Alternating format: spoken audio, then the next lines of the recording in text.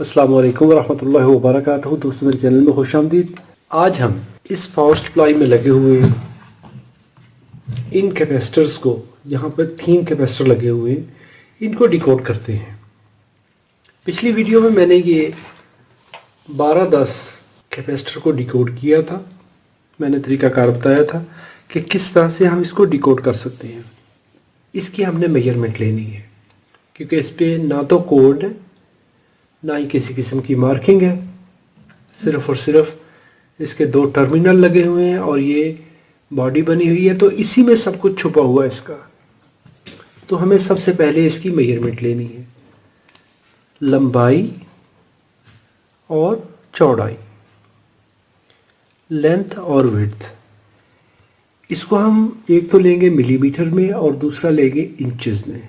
इसको मेजर करने के लिए अभी अगर मैं ऐसे ही इसकी मेजरमेंट ले लूँगा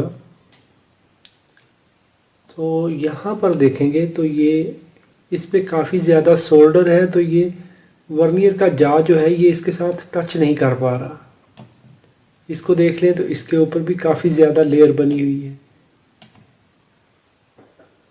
तो ये तकरीबन 3.34 है मिलीमीटर में। अगर इसको मैं इंच में कन्वर्ट करूँगा तो 0.13 है। जब भी हम गलत रीडिंग लेंगे, गलत मेजरमेंट करेंगे, ऐसी सूरत में होगा क्या कि हमें इसका रिज़ल्ट सही नहीं मिलेगा। अभी इसको मैं करता हूँ क्लीन। इसको साफ़ करूँगा। इसका जितना भी सोल्डर है, इस पर जो कुछ भी लगा होगा, चाहे वो डस्ट है, रस्ट है, उसको हमें हटाना है। इसको बिल्कुल साफ़ होना चाहिए, तब जाके हम किसी कंपोनेंट का डाटा सही निकाल पाएंगे। इसमें यह भी होता है कि या तो हम एग्जैक्टली वही कंपोनेंट ढूंढ लेंगे जिसकी हमें ज़रूरत है, और बाज़ औक़ात ये होता है कि इसका रिज़ल्ट आपको 2, 3, 4 कंपोनेंट की सूरत में मिलेगा, तो आप उनको बारी बारी फिर ट्राई करेंगे। ये देखिए कितना सोल्डर निकल रहा है यहाँ से। ये सारा सोल्डर जब ये निकलेगा उसके बाद इसके टर्मिनल क्लियर होंगे, फिर हम उसका डाटा सही तरीके से खोज पाएंगे।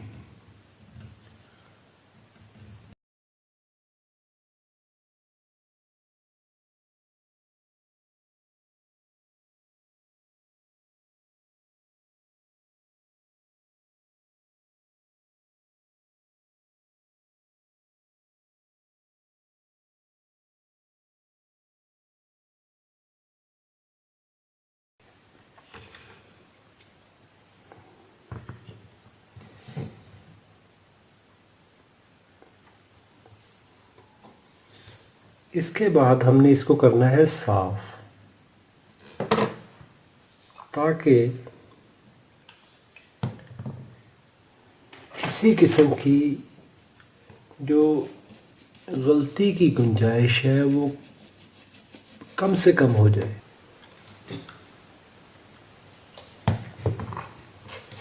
अगर ये कैपेसिटर बिल्कुल जल चुका है तो ऐसी सूरत में तो काफ़ी मुश्किल हो जाता है। फिर अगर इसकी बॉडी सही सलामत नहीं है तो ये डिकोड करने के लिए इसकी बॉडी का सही सलामत होना लाजमी है। चलिए जी, अभी इसकी पैमाइश लेते हैं, मेजरमेंट लेते हैं। एक है लंबाई, लेंथ, ये है इस साइड से, इस पॉइंट से लेके इस पॉइंट तक। इसको हम मेजर करेंगे मिलीमीटर में और इंचेस में।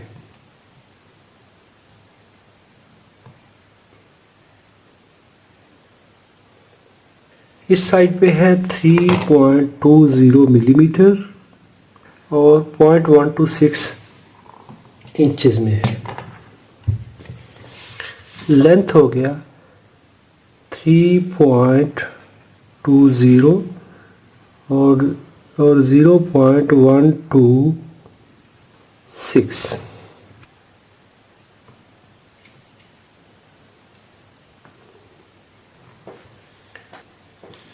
इस साइड पे है 1.61 मिलीमीटर, 1.6 मिलीमीटर और 0.063।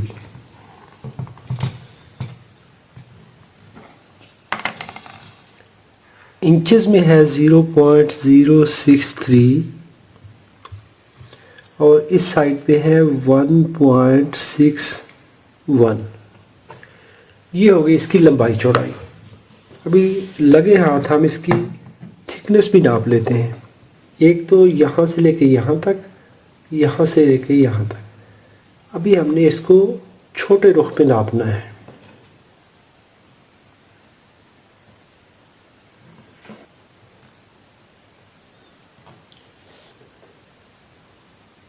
वन 1.15 मिलीमीटर छोटे रुख पे।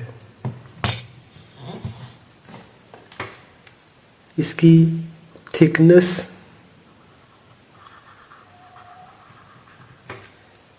1.15 मिलीमीटर। अभी इसका कोड बनाएंगे हम।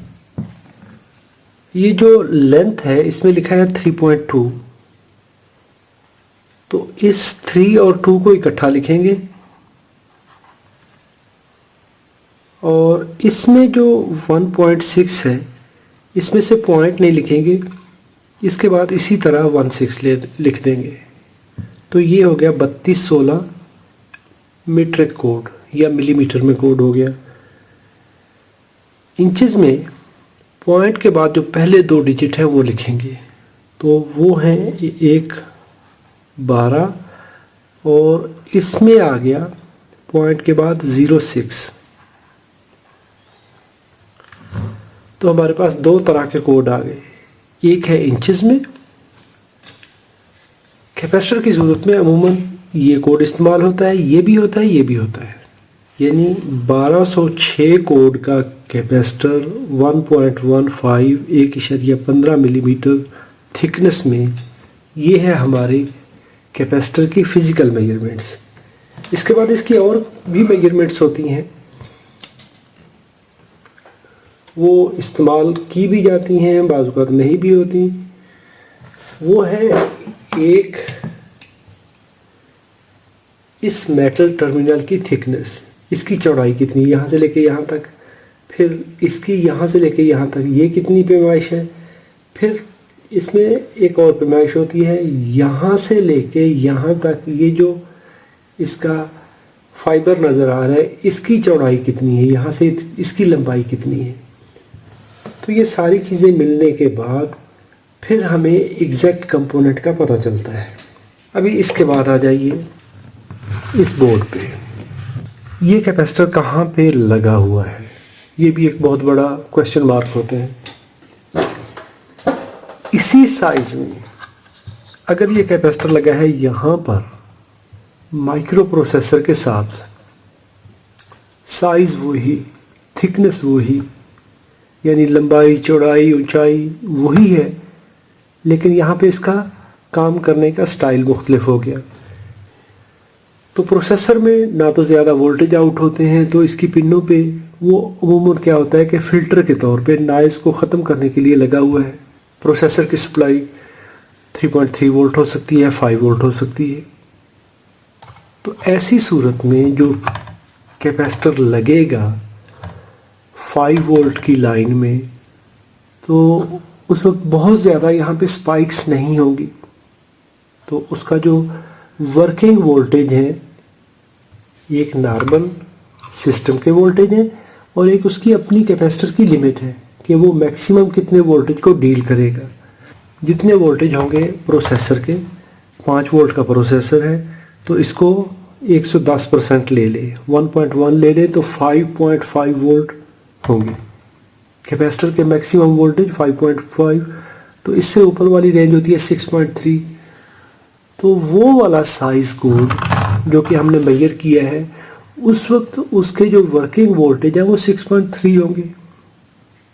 अगर ऐसे ही हमारे पास 3.3 वोल्ट वाला प्रोसेसर है, उसके साथ यही साइज कोड लगा है, तो इसको 1.1 से मल्टीप्लाई कर लें 3.63, तो 4 वोल्ट वाला कैपेसिटर लगेगा। यानी उस वक्त इसी साइज कोड के वोल्टेज जो है वो 4 वोल्ट हो जाएंगे। 5 वोल्ट वाले सर्किट में उसके जो वर्किंग वोल्टेज है वो 6.3 वाले सिलेक्ट होंगे। अभी बात आ जाती है हमारे इस सर्किट में। इसमें देखें तो ये लगा हुआ है आउटपुट स्टेज पे, जहाँ पे इस सर्किट की ये आउटपुट आउट हो रही है। तो ये पोलर कैपेसिटर के पैरेलल में लगा हुआ है रिपल ख़त्म करने के लिए। 3 कैपेसिटर पैरेलल में लग गए। यहाँ पे वोल्टेज आउट होते हैं। नॉर्मली इस सप्लाई के वर्किंग वोल्टेज हैं 24 वोल्ट, लेकिन पोटेंशियोमीटर से आप इसको सेट कर सकते हैं 21 से लेके 29 तक। इसका मतलब ये हुआ कि ये जो वोल्टेज है इससे ऊपर इस कैपेसिटर को होना चाहिए। तो अगर आपने अचानक लोड कनेक्ट किया, सप्लाई एक दफ़ा जंप करेगी, फिर वोल्टेज डाउन होंगे। तो जो जंप करेगी उसका मतलब है वोल्टेज बढ़ेंगे। जैसे ही आपने लोड छोड़ा तो इसके जो इंडक्टर हैं उनमें मैग्नेटिक फील्ड कोलैप्स होगा, जो कि पहले काम कर रहे थे। तो ऐसी सूरत में स्पाइक आएगी। उस स्पाइक को इसने ख़त्म करना है। तो वो वोल्टेज की स्पाइक को ख़त्म करने के लिए इसके अपने जो वर्किंग वोल्टेज है वो इतने होने चाहिए कि उस स्पाइक को हैंडल कर पाए। तो उसके लिए सप्लाई के अंदर जो कैपेसिटर लगेगा 29 वोल्ट के लिए, तो इसका आप 130% से लेके 150% तक ले लेंगे। यानी आप 29 को मल्टीप्लाई कर लें 1.3 के साथ, तो 37.7 ये वोल्टेज हो सकते हैं, या 1.5 ले लें 150%, तो ये हो जाएंगे 43.5 वोल्ट। अभी जो नॉर्मल कैपेसिटर्स की रेंजेस होती हैं वोल्टेज के अंदर 4 वोल्ट, 6.3 वोल्ट, 10 वोल्ट, 16, 25, 35, 50, 63, इस तरह करके ये इसमें कैपेसिटर अवेलेबल होते हैं। अभी हमारी कंडीशन में ये जो वोल्टेज हमने कैलकुलेट किए हैं कि इस सर्किट में जो लगने वाला कैपेसिटर है उसके वोल्टेज 130% पे रखेंगे तो वो 37 जो कि इसके करीब बनती है। हम 35 वोल्ट वाला इसको भी सर्किट के लिए सूटेबल काउंट कर सकते हैं, और इस सिस्टम को अगर मज़ीद सेफ रखा जाए तो 50 वोल्ट वाला कैपेसिटर बेस्ट फिट होगा।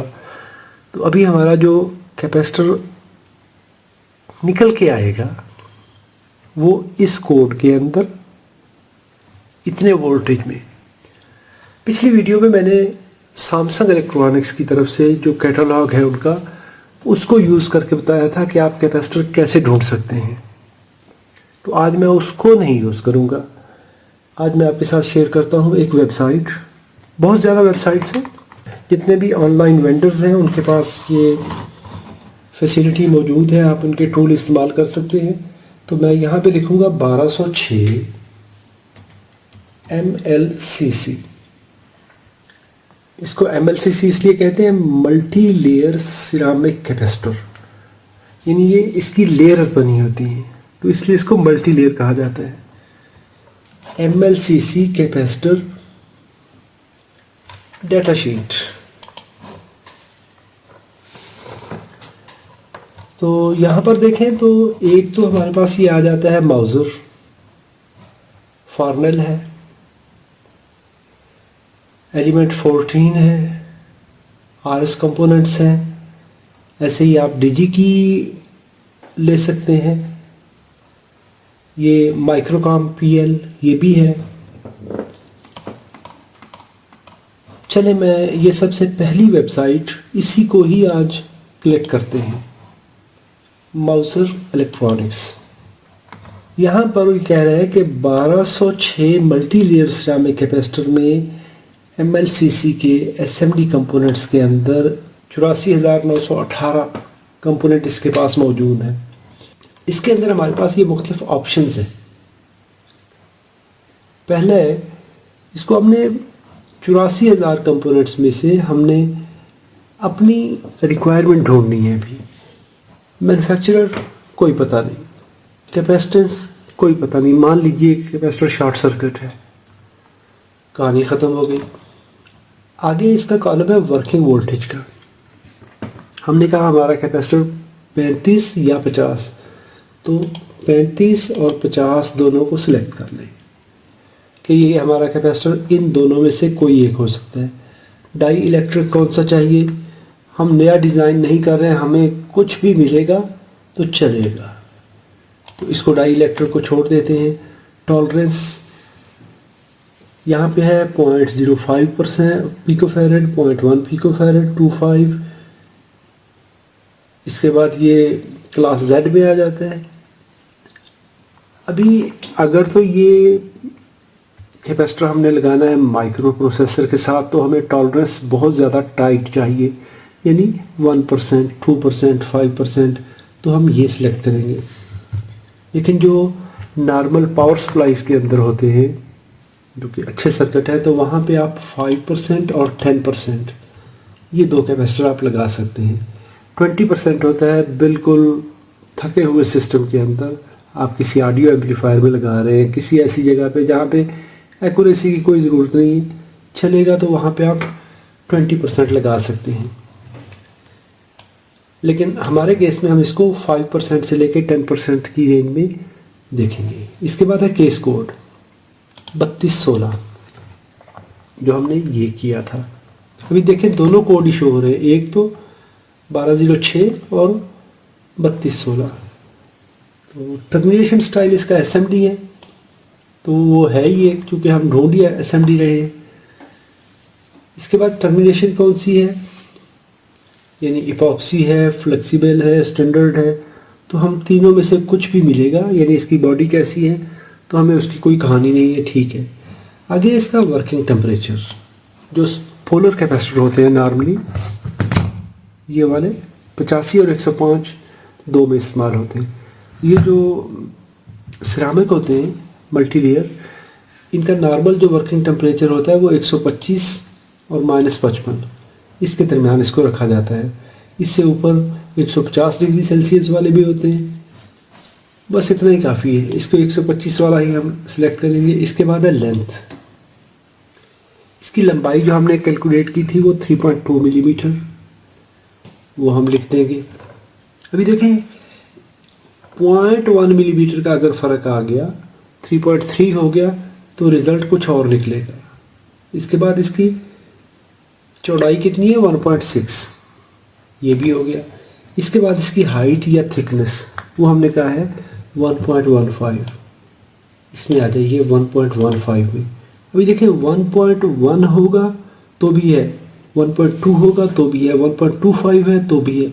अगर यहाँ पे इसके ऊपर कुछ सोल्डर है, कचरा है, तो अगर हमारे पास ये वाली रीडिंग आ गई, या हमने वर्नियर को यूज़ करते हुए उसको सही तरीके से उस पर प्लेस नहीं किया, तो रीडिंग गलत आई, काम नहीं बनेगा। इसके बाद प्रोडक्ट इस्तेमाल कहाँ पे कर रहे हैं, ऑटोमोटिव किसी गाड़ियों वाले सिस्टम में लगा रहे हैं, या आम तरह के सर्किट्स के अंदर लगा रहे हैं, या बहुत ज़्यादा आपको इसकी रिलायबिलिटी चाहिए तो वहाँ पे। और स्टैंडर्ड कौन सा है, मैं कहता हूँ AEC Q200 जो नॉर्मल स्टैंडर्ड होता है उसमें आप लगाना चाहते हैं, या मेडिकल ग्रेड लगाना चाहते हैं, चलें जी हम इसको Q200 में लगाते हैं। इसको अप्लाई फिल्टर कर दें।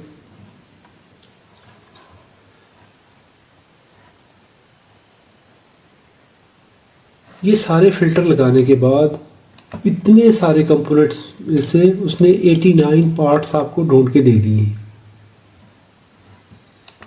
जो पहला कंपोनेंट हमारे पास आता है वो है multi layer ceramic capacitor 1 microfarad 50 volt में 5% टॉलरेंस के साथ 1206 कोड है, X7R इसका डाई इलेक्ट्रिक है, और ये इसका सर्टिफिकेशन है, क्वालिफिकेशन है इसकी। 1 माइक्रोफैरेड 50 वोल्ट, X7R इसका डाई इलेक्ट्रिक आ गया।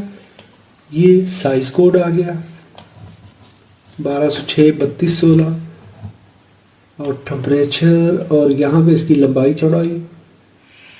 जी, एक तो हमारे पास कंपोनेंट ये आ गया। इसके बाद नेक्स्ट देख लें, जो दूसरा कंपोनेंट आता है 0.043 माइक्रोफैरड, यानी 43 नैनो 50 वोल्ट में 5%, लेकिन यहाँ पे इसका जो डाई इलेक्ट्रिक है वो C0G या NPO आ जाएगा। डाई इलेक्ट्रिक और है, बाकी इसका साइज कोड और वो सारी कहानियाँ बाकी सारी की सारी सेम है, सिर्फ और सिर्फ उसका जो डाई इलेक्ट्रिक है वो डिफरेंट है। फिर इसके बाद X7R जो स्टैंडर्ड कैपेसिटर होते हैं वहाँ पे इसका 0.1 माइक्रोफैरड 50 वोल्ट में। बाकी सारे कोड इसके वही हैं, लंबाई चौड़ाई ऊंचाई देखें वही 3.2 1.5 3.2 1.6 1.15। टेम्परेचर बाकी सब कुछ वही का वही। जो पहले कैपेसिटर को इसको देखा था 1 माइक्रोफैरड वाला, तो उसी में हमारे पास ये 0.1 का आ गया, ये भी 0.1 वाला है। इसके बाद इस कैपेसिटर को देख लें तो ये 0.47 और वही डाई इलेक्ट्रिक, सब कुछ वही, बॉडी वही, साइज वही, ऊंचाई लंबाई चौड़ाई सारा कुछ वही। तो हमें 3 कैपेसिटर मिल गए, 100 नैनो, 470 नैनो और 1000 नैनो, यानी 0.1 माइक्रोफैरड, 0.47 माइक्रोफैरड और 1 माइक्रोफैरड। अभी अगर तो हमारे पास सिर्फ और सिर्फ एक रिज़ल्ट आता है तो हम वो एक लगा लेंगे। अभी जब हमारे पास 3 मुख्तलिफ वैल्यूज़ आ गई तो होगा क्या? अभी अगर तो आपके पास ये SMD कैपेसिटर नहीं है और आपको चाहिए बिल्कुल SMD ही लगाना है, इसके अलावा बचत नहीं है, तो फिर टेस्टिंग के लिए जो स्टैंडर्ड कैपेसिटर होते हैं इन्हीं वैल्यूज़ में 50 वोल्ट में आप 0.1 का लगाएंगे, इसका प्रैक्टिकल रिज़ल्ट देख लेंगे, या 470 का लगा लेंगे, रिज़ल्ट देख लेंगे, 1 माइक्रोफैरड का लगा लेंगे। अभी वोल्टेज भी मालूम हो गए और इसकी अप्रॉक्सीमेट हमें रेंज भी मिल गई, यानी 1 माइक्रो में अगर चाहिए तो 1 माइक्रो में लगा लेंगे। जिस कैपेसिटर पे इसकी रिपल्स ख़त्म हो जाती हैं, इसका काम जो है वो बिल्कुल ठीक हो जाता है, तो हम उस वैल्यू का कैपेसिटर लेके यहाँ पे जो ऑर्डर कोड शो हो रहे हैं ये है इसका manufacturer part number GCM31MR71 H105JA55K। जब हम ये वाला पूरा इसका जो शजरा नस्ब है, इसका बाप दादा का नाम पूरा लिखा हुआ है, तो ये पूरा फैमिली नेम जब आप लिखेंगे तो आपको किसी भी कंपनी से ये चीज़ मिल जाएगी।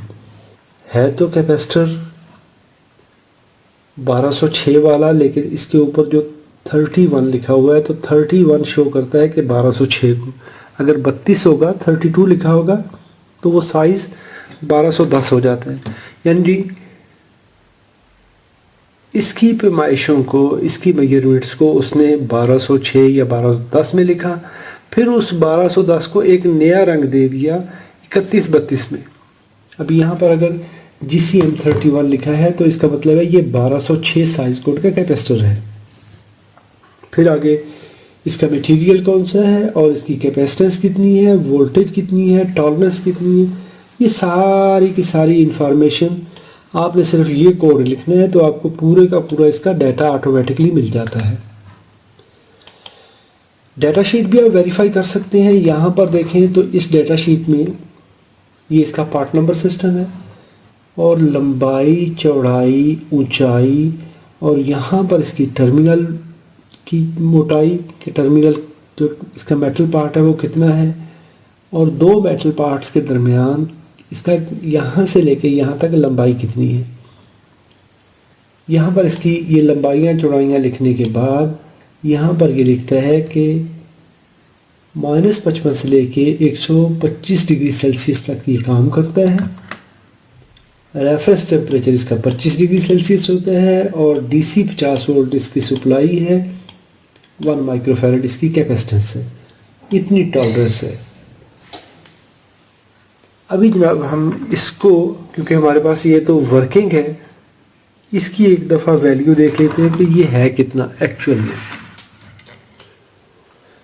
अगर हमें आइडिया हो जाएगा कि हमने जो अप्रोच ली है क्या वो वर्किंग है या नहीं है।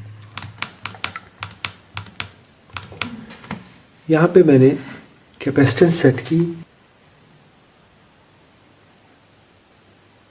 ये है जनाब 1.1 माइक्रोफैरड।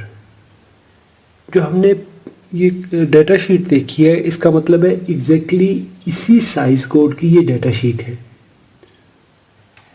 जो हमने मेजरमेंट की, हमने इसको डिकोड किया, तो बिल्कुल वही वैल्यू यहाँ पर फिजिकली इस कैपेसिटर की है, 1 माइक्रोफैरड। ऐसा करते हुए हम इन कैपेसिटर्स को डिकोड कर सकते हैं। इनका हमें आइडिया हो सकता है कि सर्किट के अंदर ये कितनी वैल्यू का कैपेसिटर है। जो हमारी बेसिक रिक्वायरमेंट होती है कि वोल्टेज कितने हैं, कैपेसिटेंस कितनी है। उम्मीद करता हूँ वीडियो आपके लिए मालूमाती होगी। अगर मालूमाती है तो इसको लाइक कीजिए। कोई सवाल हो तो कमेंट में लिखिए। अपना और अपने प्यारों का बहुत सारा ख्याल रखिए।